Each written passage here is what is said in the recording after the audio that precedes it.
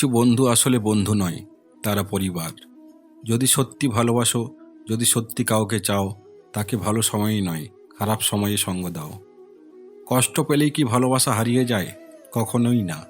যে ভালোবাসতে জানে সে হাজার কষ্টের মধ্যেও ভালোবাসতে পারে। বিদায় জিনিসটা কষ্টকর, সেটা ক্ষণিকের কিংবা চিরতরে। ক্ষমা হলো ভালোবাসার সবচেয়ে বড় রূপ, যার প্রতিদান হিসাবে আপনি পাবেন হাজারো ভালোবাসা। শত্রুরা আপনার মনোবল ভাঙতে পারে না, বন্ধুরা পারে। আমি স্বপ্নকে হারিয়ে যেতে দেখেছি, কাছের মানুষকে দূরে সরে যেতে দেখেছি। সবাই বলে ভালোবাসা হাসতে শেখায়, আমি সেই ভালোবাসাকে গভীর রাতে একাকী কাঁদতে দেখেছি।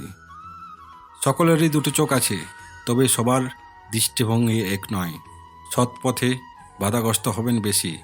আজকাল অসৎ পথটা অনেক সহজ আর প্রশস্ত।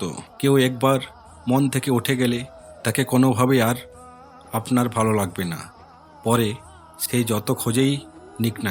কখনো কাউকে কথা বলার জন্য বারবার অনুরোধ করার দরকার নেই, কারণ যার কাছে তোমার সত্যিকারের মূল্য থাকবে সে হাজার ব্যস্ততার মাঝেও তোমাকে সময় দেবে।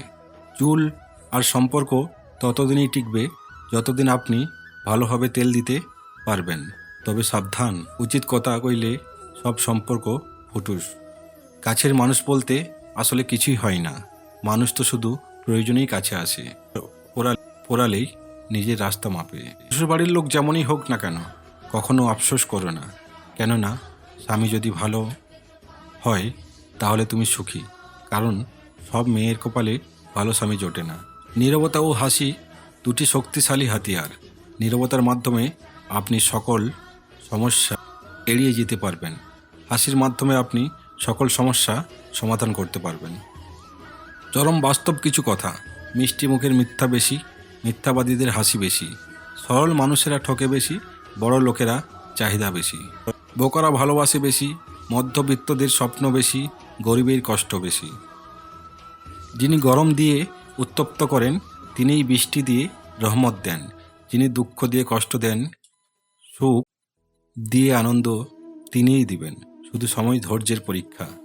নিজের মনে করে কারোর উপর অধিকার খাটাতে যেও না, তাহলে সময় তোমাকে নিজের জায়গাটা চিনিয়ে দেবে।